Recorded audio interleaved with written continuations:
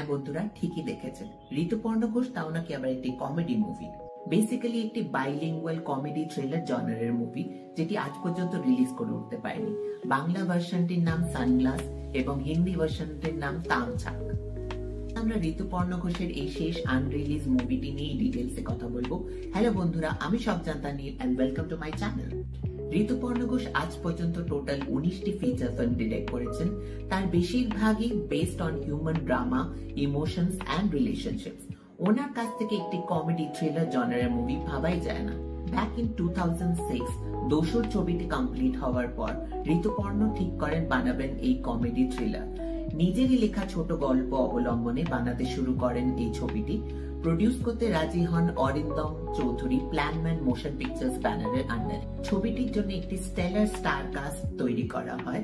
মুখ্য ভূমিকায় আছেন কঙ্কনা সেন শর্মা, টোটা রায়চৌধুরী, জয়া বচ্চন এবং জীবনে প্রথমবার নাসিরউদ্দিন শাহ কাজ করেছেন ঋতুপর্ণ ঘোষের সাথে।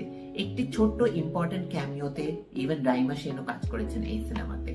হিন্দি ভার্সনের জন্য টোটা রায়চৌধুরীর জায়গায় নেওয়া হয়েছিল আর মাধবনকে। ছবিটি খুবই স্বল্প বাজেটে তৈরি হয়।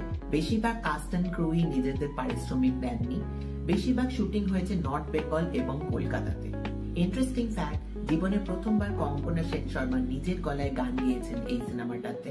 হিন্দি এবং বাংলা দুটো ভার্সনেই উনি গান গিয়েছেন।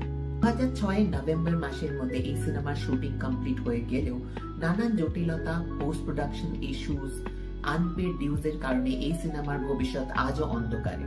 2013 সালে ঋতুপর্ণ ঘোষের মৃত্যুর পর নভেম্বর মাসে প্রথমবার কলকাতা ইন্টারন্যাশনাল ফিল্ম ফেস্টিভ্যালে এই সিনেমাটি দেখানো হয় সিলেক্টেড অডিয়েন্সের জন্য।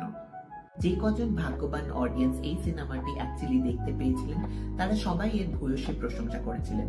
ইভেন আমাদের বিগ বি অমিতাভ বচ্চনও এই সিনেমাটি দেখে অভিভূত হয়ে গেছিলেন। খুবই দুঃখের বিষয় যে আজ পর্যন্ত আমরা ঋতুপর্ণ ঘোষের তৈরি করা এই অনবদ্য সিনেমাটি দেখতে পেলাম না।